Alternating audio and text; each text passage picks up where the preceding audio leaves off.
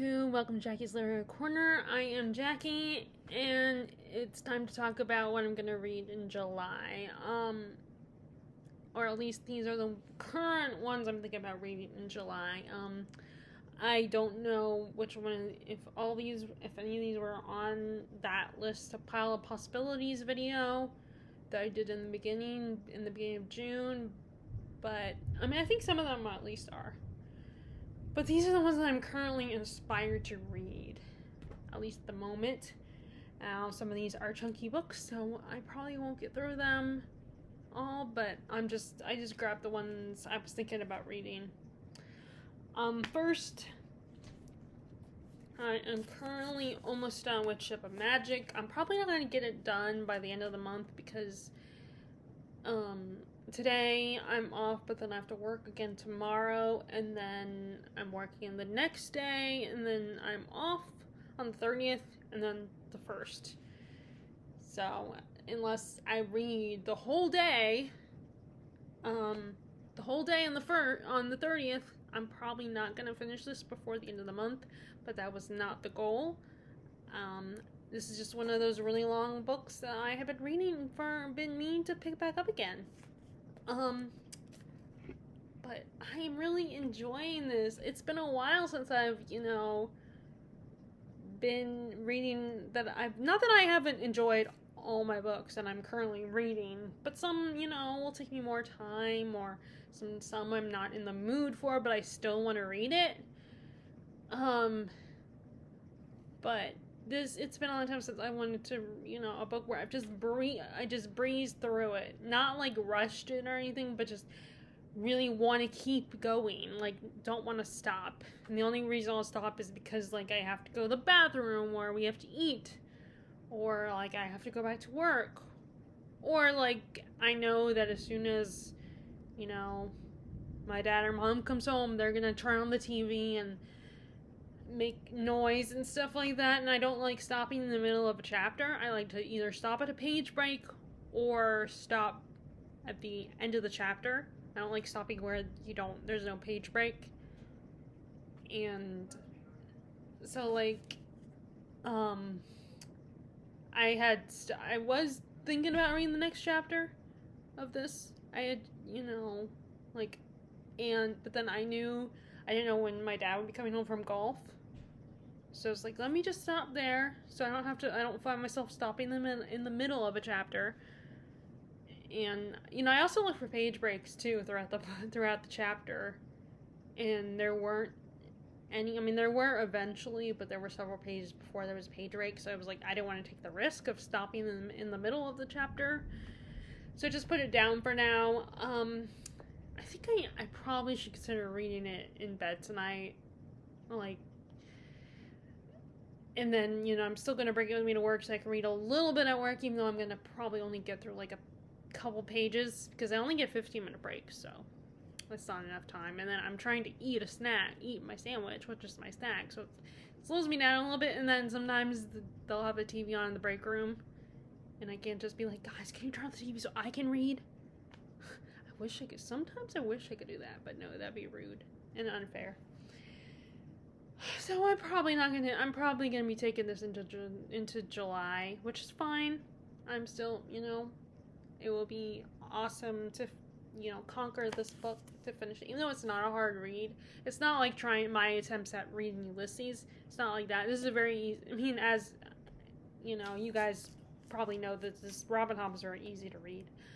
But yeah, there are times though where every so often I do need to take a break because there are some characters that just piss me off.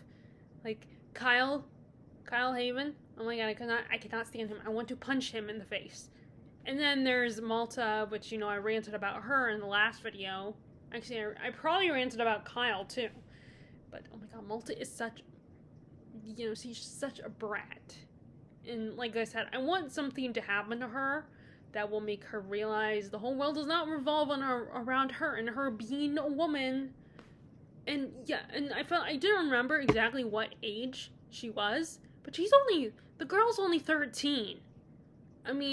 Granted, in Shakespeare's time, they were like, 13 was of the right age to get married. You were officially of marrying age at age 13, which that was, I mean, this is kind of a medieval inspired world. So yeah, I guess age 13. But then again, her mom and, Kefria and Ronica are like, no, you're not ready to be a woman yet. You're still a girl. You're still a little girl. And I mean, I guess I feel like that age for a lot of teenage girls and probably teenage boys too, they're caught between like wanting to not be seen as a child, but still being very immature and not being prepared for the adult world. But you think you are. You are so determined to prove that you are. And this girl does not realize, like, she wants to throw herself at a boy her mom thinks Veronica, I think, sees her for who she truly is, which is this manipulative little brat who is trying to wrap this, her friend's brother, wrap him around her little finger.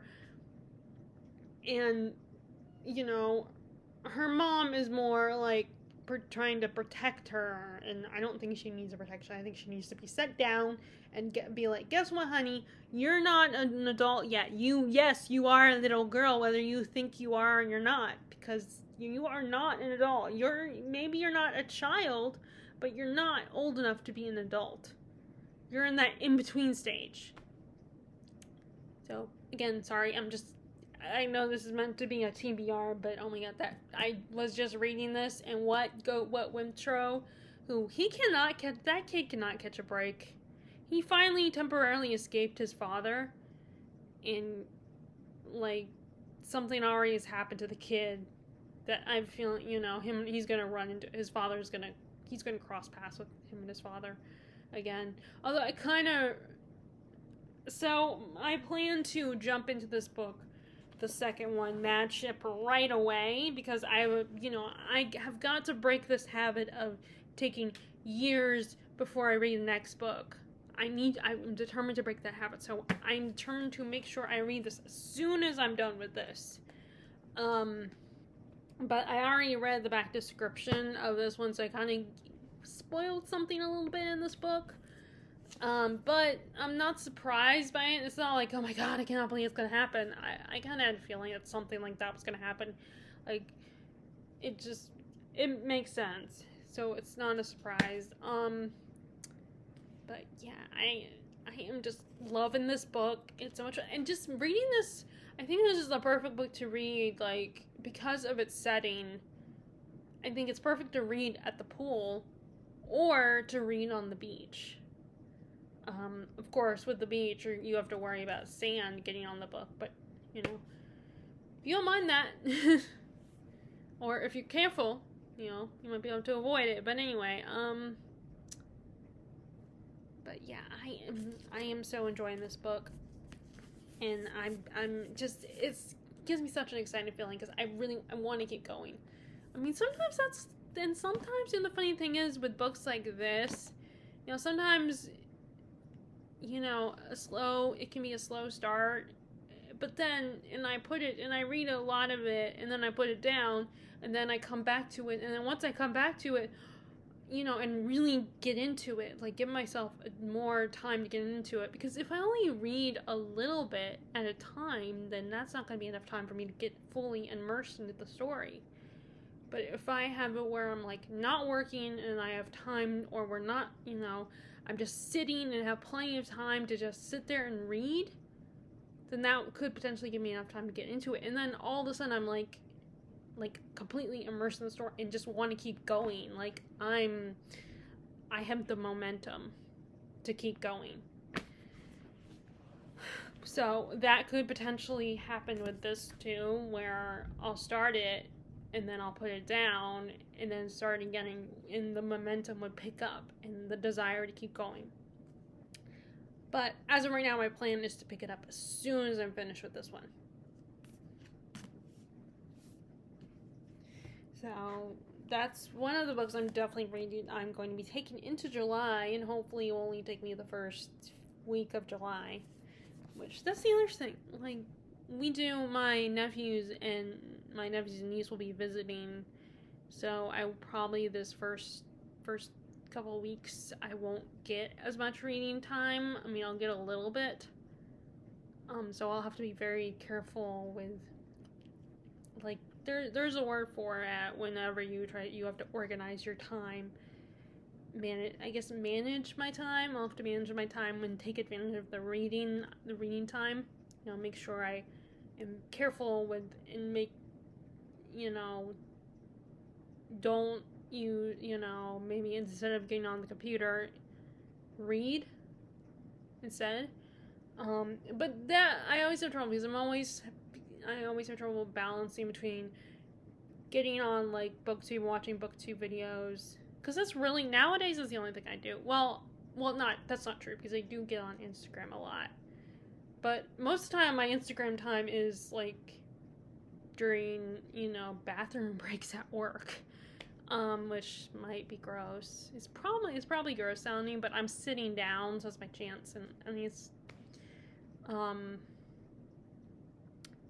but yeah, that's the one time. And sometimes briefly at night and in the morning, I'll get on there for like 30 minutes, be staring at my phone for 30 minutes because I get caught up in something, like watching these funny videos or something that I'll send to my friends or my mom, because my dad does not have Instagram.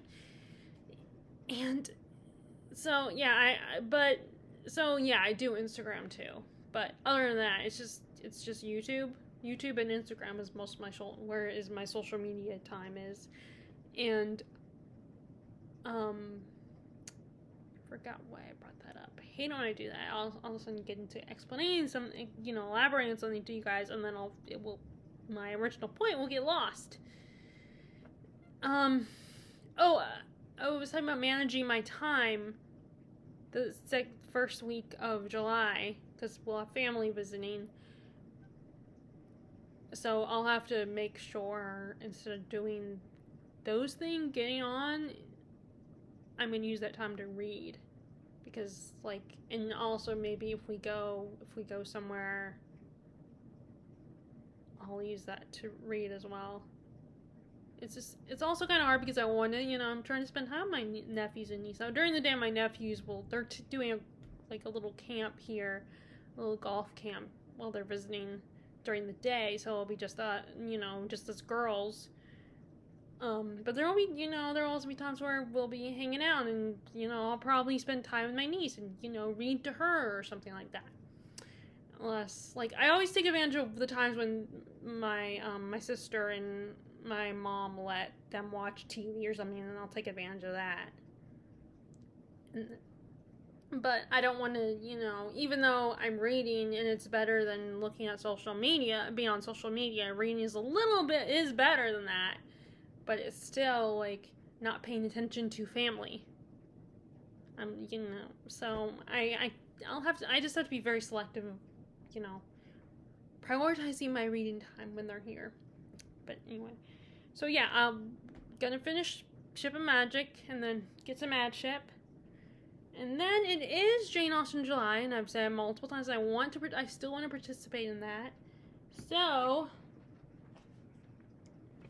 I'm going to reread Mansfield Park, because I meant to reread it earlier this year, but I didn't get around to it, and I wanted to read it before Jane Austen July, but then other books happened.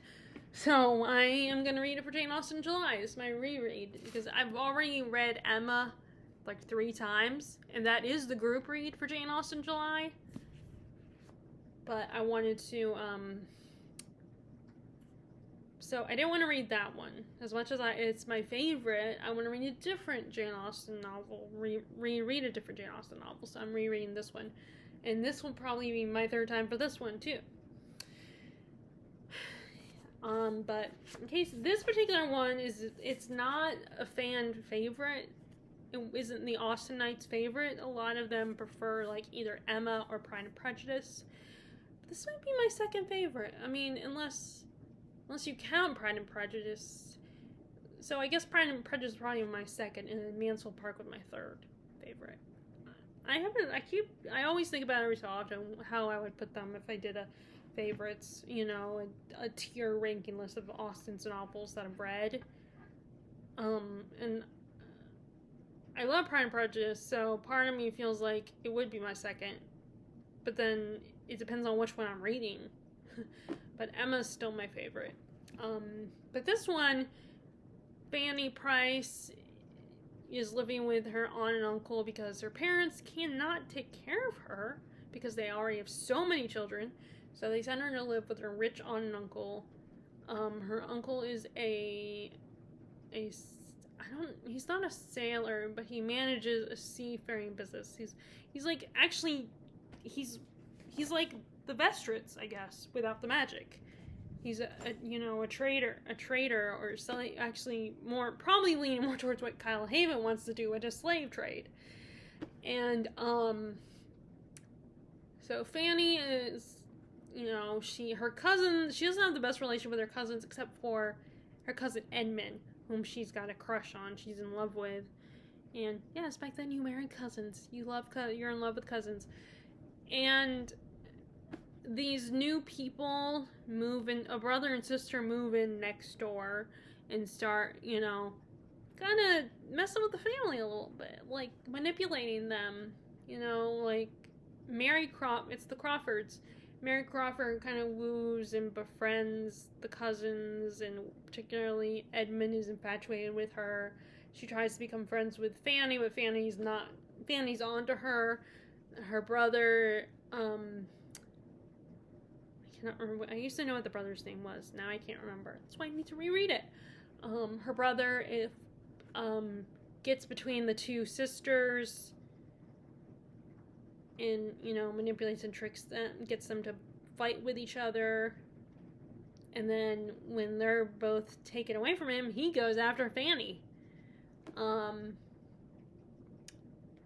Fanny also misses her brother, and her brother's a sailor, and he does come back, and he does come to visit her. He's the person she's still closest to and from the family. And it's just and there's some talk about the slave trade and religion. There's at one point where the Crawfords get the Fanny's cousins to do a play, Lovers Vows, or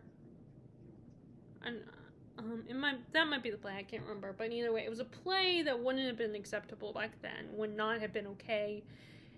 And of course the cousins know their father, Captain Bertram, would not approve of this play, but they want to do it anyway, and Fanny's the only one who refuses to do the play. Even Edmund gets roped in and manipulated into doing it by Mary Crawford. And people don't love Fanny as a main character. She's very, she's a very moral person, probably even more moral than Jane Eyre. And just a very quiet, reserved person. She knows who she is and what she believes in, and just sticks to her principles. Their struggles, is determined to stick to her principles, even though she's peer pressured. And I've always, how they have all these books, these what if books, like on these different classics. There's a lot of retellings and what if books on Pride and Prejudice. I know there actually is a book on Jane Fairfax as well, and a story from her perspective. But I think an interesting story would be, what if, it'll be a sad story, probably tragic, but what if Fanny had given in to and married the brother? But then again, at the same time, I think that would be an interesting idea, but then at the same time I'm thinking, is it really true to her character? There has to be a very valid reason why she would agree to give the brother a shot. Like, maybe she feels sorry for him, she feels sympathy, or she's led to believe that she can change him. But then again, that's probably not of her character. It would be out of character for her. Maybe she would have to be forced into it.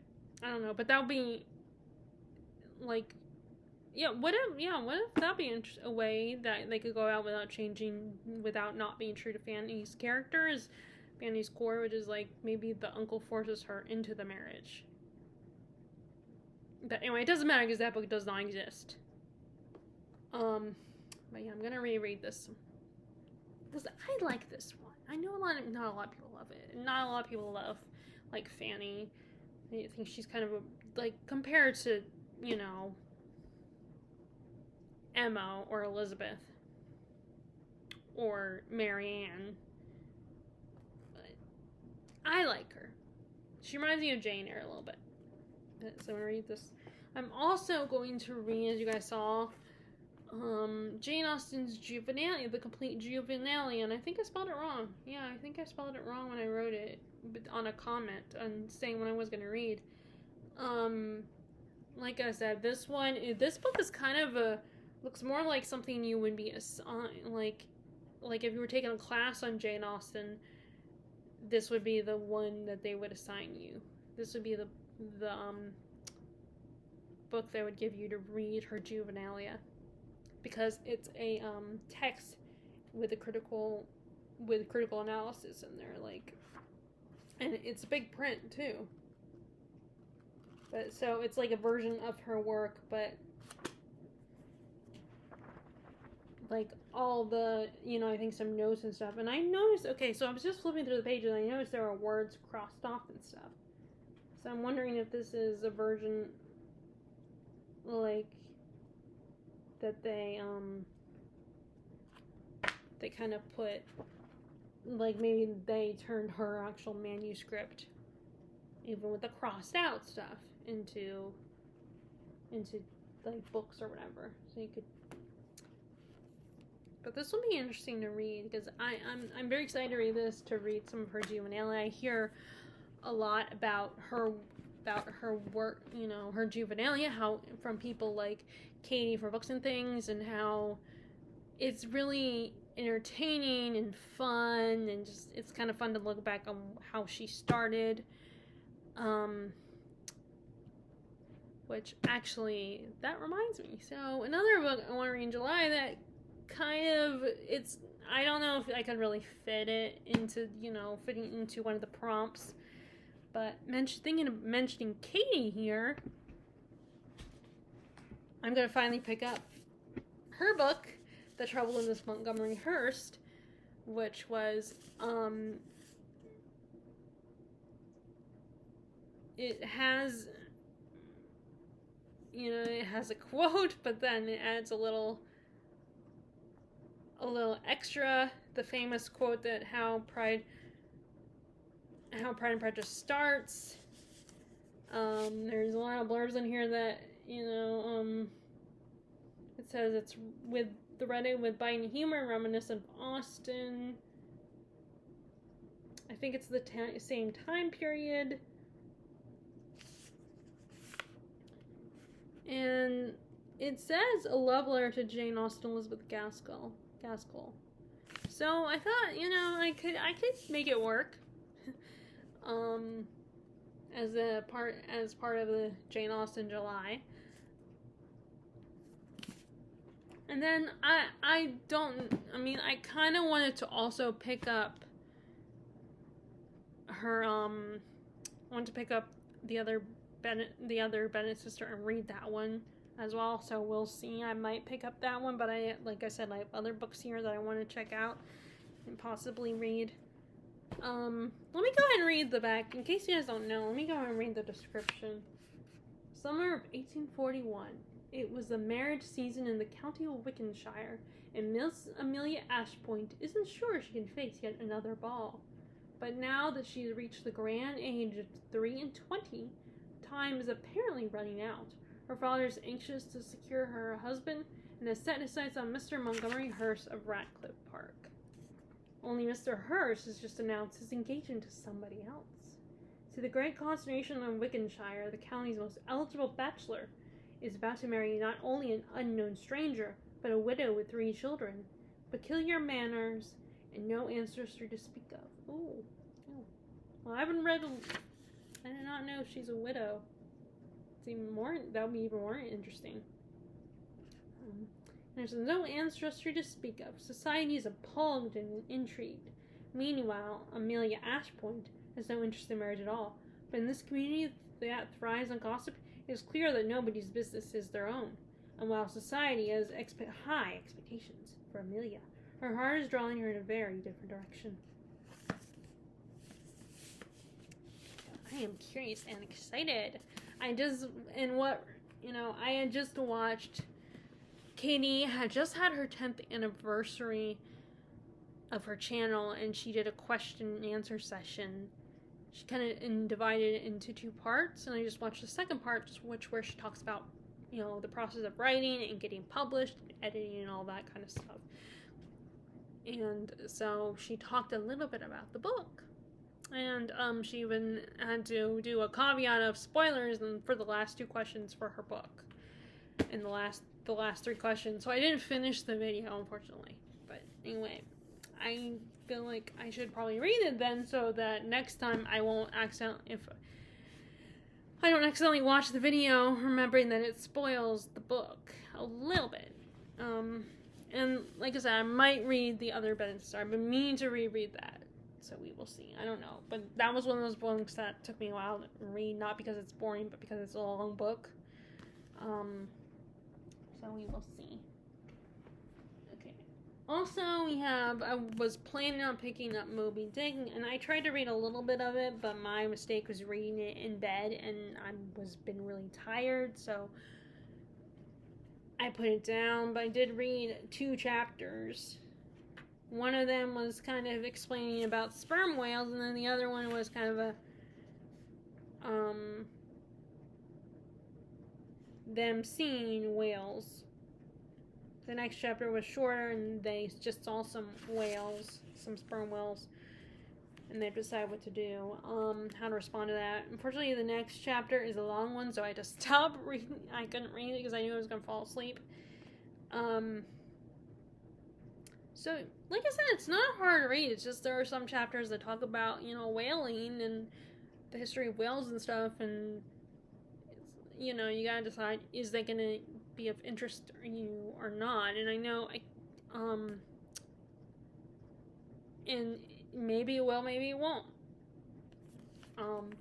But this is a very, not that hard to read, but I figured, again, I think it's perfect to read during the summer because of its setting. And it's about chasing a great white whale and getting revenge on it. So I've been meaning to pick it up this summer. And once I'm done with Ship of Magic. So yeah, I'm still gonna make sure I pick up Mad Ship first. But while I'm reading that one, I'm also gonna read this. I'm thinking about reading this one.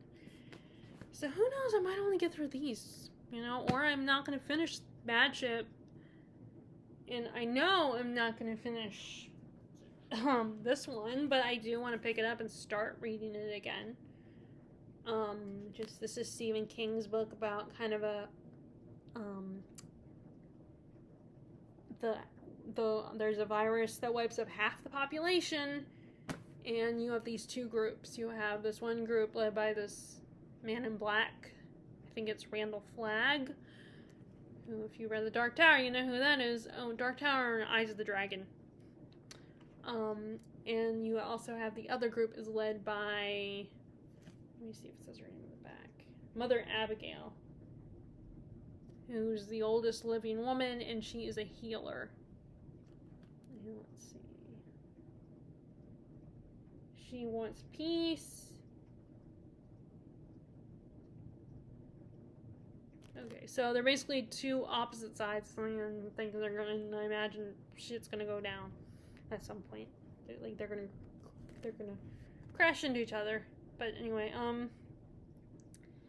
yeah, I know this was another one of those books that was very, this book was on a lot of people's mind back when COVID happened. And, some people could read it, and some people can't, because it felt a little too close to home. So and I was one of those people who actually thought about picking this book up when I started to pick it up, I'm starting to read it, but then I put it down. And you know how I always make the mistake of, if I put down a long book, I might not come back to it because I'm thinking, oh, this is going to take me a long time, so let me read some shorter books first. And again, that's something I'm still struggling with, still trying to break the habit, but it's not been very successful.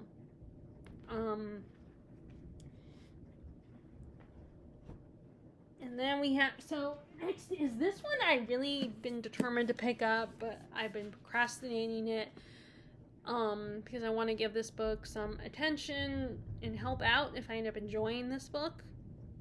And that is The Failures by Benjamin Lyer. I was introduced to the book via Mike from Mike's Book Reviews. He did a review. He absolutely loved this book. And this is a debut. And I kind of, and like I said, if I love it, I want to support and help out the author by promoting this book. And literally, I'm just doing this on my own free will. By the way, I don't even, it was just because Mike talked about how great it was, so I bought it. But again, this is the first book, and I don't know if it's going to be a trilogy or a series, and I have a bad habit with series, I'll read the first book, and even if I absolutely love and enjoy it, if it takes, a year for it to be published, which I understand, it's hard to, you have to write it and then get it published and all that, and that will take some time. So I get I am well aware of why it would take a whole year. But sometimes I get distracted, and I don't want anyone to rush. I do not want the author to rush. I want it to be good, but I admit I get sidetracked by other books. So I have got to make sure that I read this, but I make sure I pick up book 2 as soon as possible, as soon as I see it. But that's my fear also with the How to Shape a Dragon's Breath. So that's part of it is part of the procrastination reading this is because I'm waiting for the next book, which I need to look that up anyway. And I haven't, so I don't know when the next book, so I do need to look that up. And that might factor in on if I pick it up now or wait. But anyway, let me read the description. Welcome to the Wanderlands, a vast machine made for reasons unknown. The Wanderlands was broken long ago. First went the sky splintering and cracking, and then very slowly the whole machine. The whole world began to go dark. Meet the failures, following the summons of a strange dream. A scattering of adventurers, degenerates, and children find themselves drawn toward the same place, the vast underground keep. They will discover there that they have been called for a purpose, and that purpose could be the destruction of everything they love. The end is nigh. Far below the keep, imprisoned in the greatest cage ever built by magicians and gods, lies the buried giant. It is the most powerful of its kind, and its purpose is the annihilation of all civilization. But any kind of power, no matter how terrible, is precious in the dimming Wanderlands, and those that crave it are making their moves.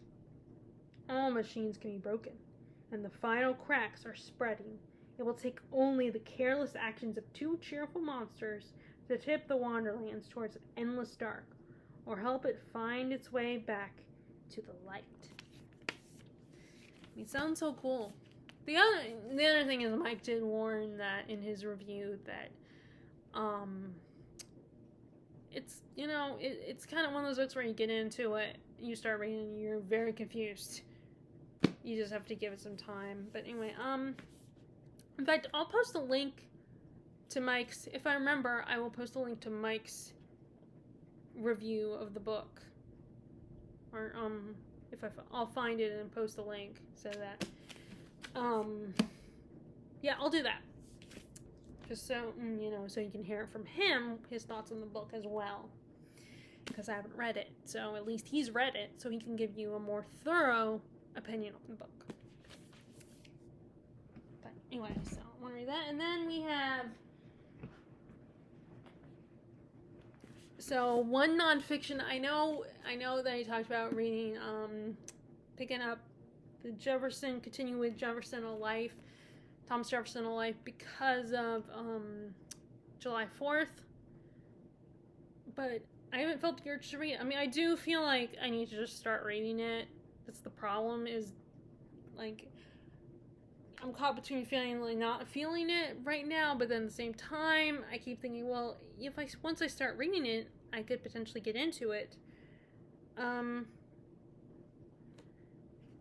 and like I keep thinking I just gotta read it. So that therein lies my problem. So it's still a possibility, but as of right now, it's not. But it might be the Jefferson of Life. But right now, this is the nonfiction I've been thinking about, which is a History of Japan, a revised edition by R.H.P. Mason and J.G. Kager. I got this for Christmas from Terry.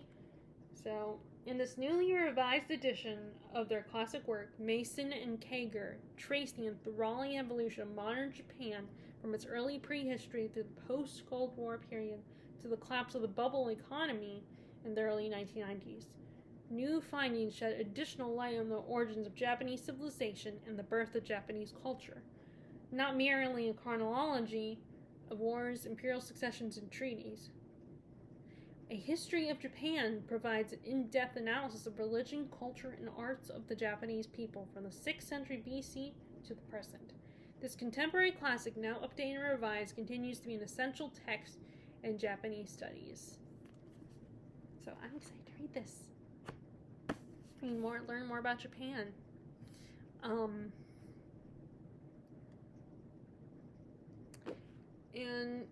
I don't want to make the same mistake with the Philippines where I didn't read the history book first. I feel like A History of the Philippines, I should have read that first before I started with Touch Me Not. I should have read that, as I started reading that one because I was really excited to read that one, and I did enjoy it, but I feel like it helps if I had read A History of the Philippines first. So I'm going to make sure I read A History of Japan first before I read any Japanese literature. I'm a little bit more familiar with Japan than the Philippines, which is, ironic considering that I'm not Japanese, I'm Filipino. But anyway, I'm excited to read that as my nonfiction for the month of July. And then I keep meaning to pick this book up, which is a collection, which is the Oedipus plays of Sophocles. And I did kind of start reading it a little bit, but I was reading it in bed, so I kind of fell asleep and didn't really get very far into this. But I read the first play, which is Oedipus the King. The other thing is, it does read even though it's a play, the plays read and are read look like they're in verse. So the dialogue is a little confusing, but I think if I read this out loud, that should help me understand it better. Because if I hear it out loud, hear myself read it, I can't explain it, but then it will click more, I think. I mean, that's how I went with Shakespeare. Of course, Shakespeare is a little more, well, I don't know, maybe. I don't know. But it helps with Shakespeare. So it helped me get into the play. Of course, what also helped me get into the play is reading, all the extra stuff. So maybe I should go back to the introduction and read that one. Maybe that should help. But anyway, I did start reading Oedipus the King. But like I said, I don't have a lot to say right now. Because I still don't even know what's going on. Another play, actually, collection of plays I want to read, which, by the way, I won't read all the plays. I'm just going to start with, probably reading Oedipus the King. And if I want to go to the Oedipus, the other one, the second one,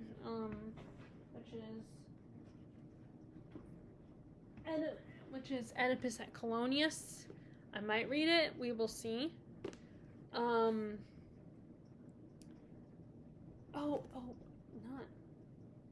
So I was trying to remember what the second play is the first play in this collection. But anyway, this is a collection of Chekhov's plays, and I wanted to read one of these as well. So, the only ones I'm familiar with are The Seagull and the Cherry Orchard. So, I decided, I want to read these in order, so I'm going to read Ivanova first, and so that'll be my read for July. I mean, I don't even know what The Seagull is about. I don't even really know what the Cherry Orchard is about. I know a little bit. I'm familiar with them, but I don't actually know the premise of them, like what actually happens in those plays.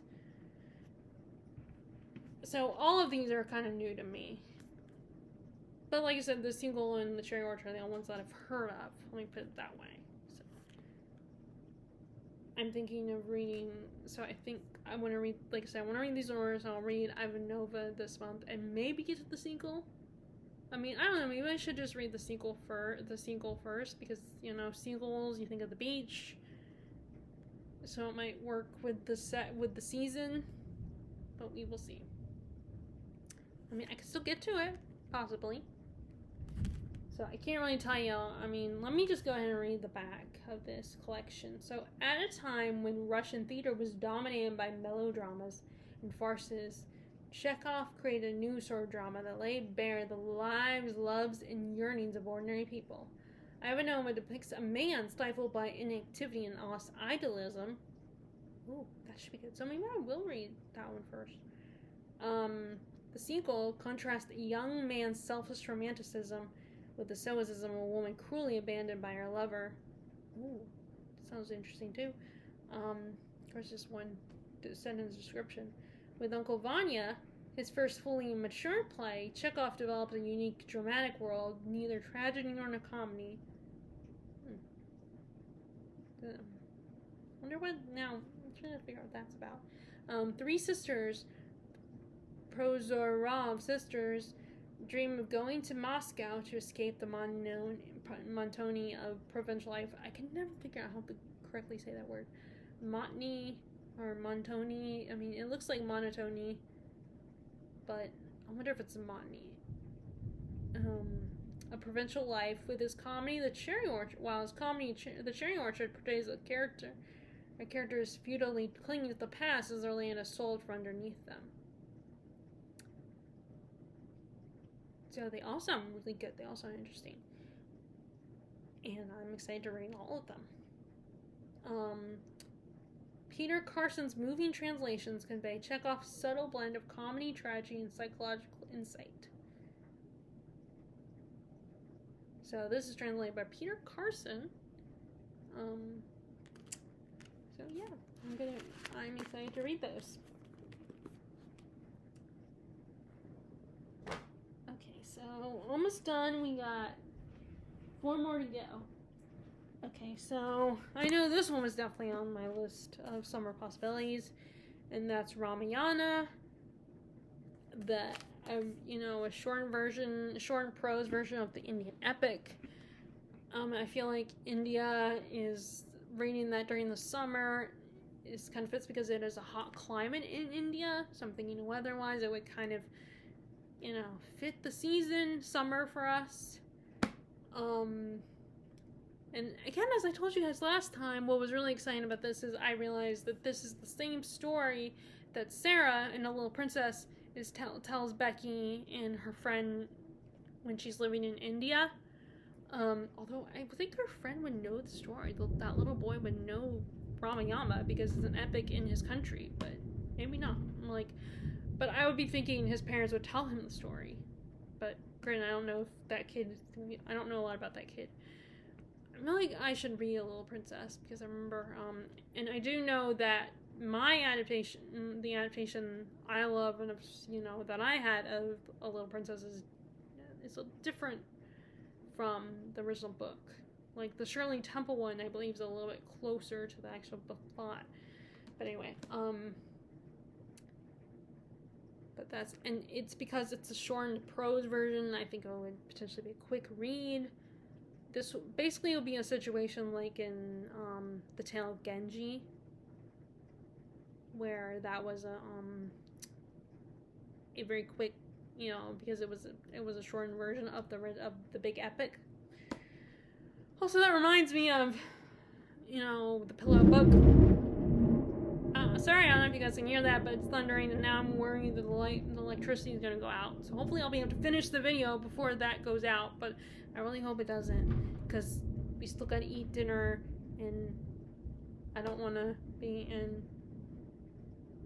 I won't be falling asleep if I go to bed too early.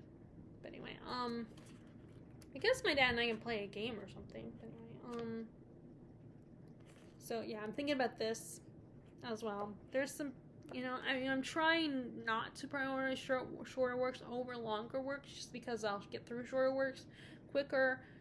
But I am tempted to, some of these shorter works I am excited to read. So, okay, so next is the Iliad. You guys know I started the Iliad by Homer. This is the book I should have read before I read the Odyssey, but I didn't. This is about the Battle of Troy and the whole Helen getting kidnapped by Paris because he's in love with her, and so, Agamemnon uses this as an excuse to get Menelaus to start a war with the Trojans, or at least that's according to the movie Troy. I'm assuming the movie, it's not like they changed the motivations. I'm sure that is true. But I have not gone to the part where Helen gets kidnapped yet. I'm just basically at the part when Agamemnon has a woman, but her dad is like, I want her back. And, Achilles is like, oh, just give the man his daughter or whatever. And Agamemnon is first like, nope, I deserve this prize. Because I guess he was fighting a war previously. And he's pitching a hissy fit, and then he's all of a sudden like, okay, fine, Achilles, I'll give her back, but I'll have your little girlfriend, Briseis, which was Achilles' reward, which is why I'm a little confused right now. Because I thought, but I'm also thinking about the movie Troy, I'm going by that, what happens in that movie. So I thought he doesn't get Briseis until they're in the middle of the war with the Trojans. I'm very confused. But I need to pick this up and continue with it and read the next book. It's an epic poem and it requires concentration, I think. And I'm tempted to bring it with me to work.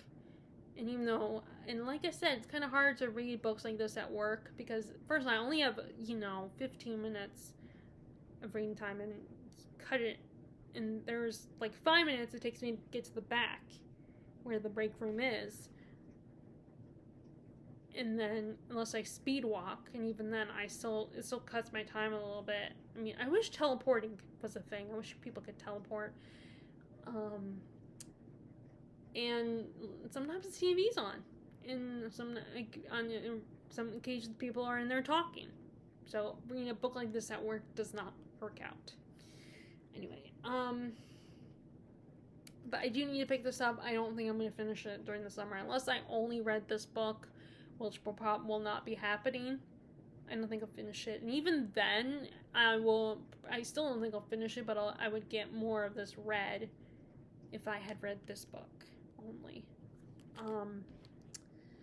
But yes, I'm read that. And then 2 more books. I'm trying to get this all done before we lose electricity, which I hope we don't. I'm praying we don't, because first of all, like I said, we haven't eaten, and the plan was to do pizza.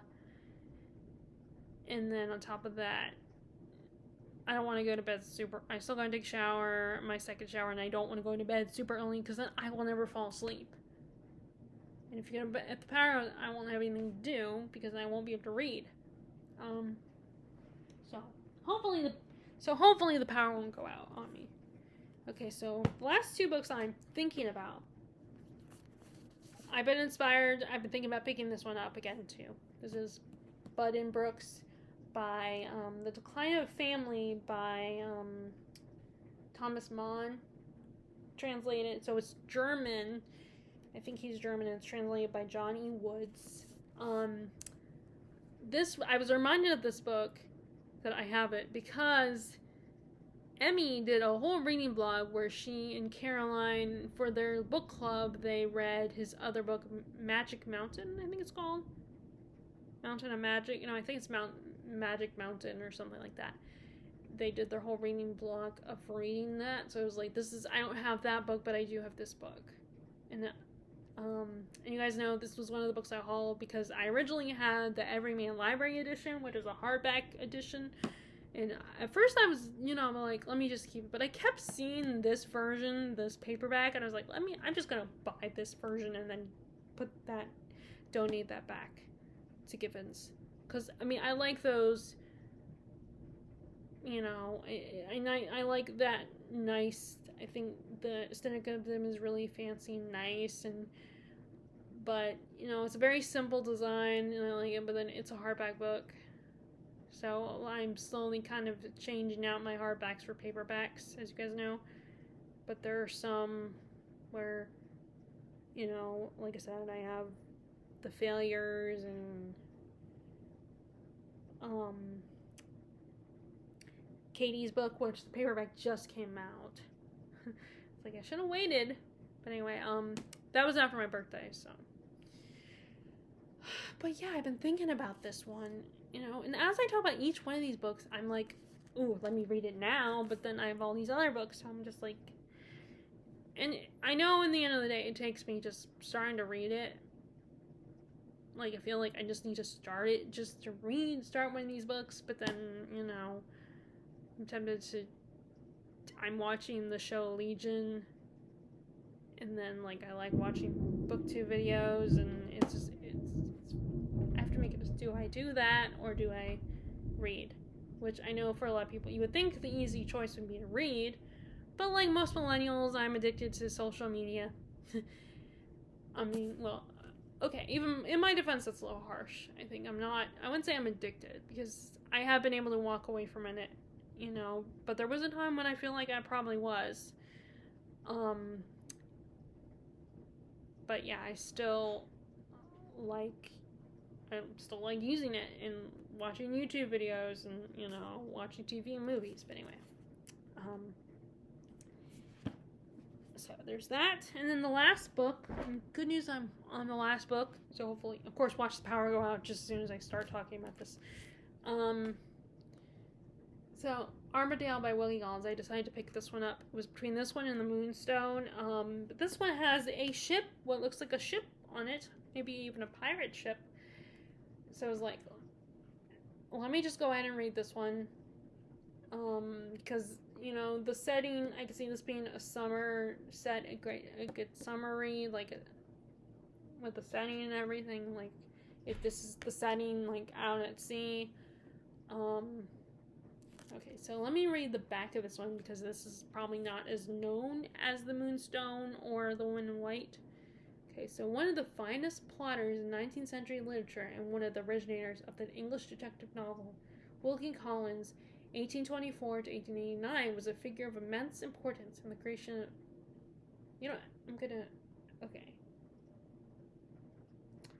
I'm gonna skip all that because it's just basically... Okay, Collins' third great mystery novel, long unavailable, is Armadale, first published in serial form in the Cornhill magazine in 1864 to 1866. Armadale is an ingeniously plotted tale of mystery and intrigue centering on the terrible destiny of two characters who are both named Alan Armadale. Though warned by his father of the consequences attendant upon the friendship with his namesake, Alan Armadale, calling himself Ozias Midwinter, gains the confidence and the affection of a man whom fate has determined should inherit the Armadale estates. Both fall victim to the beautiful, evil Lydia Gwilt.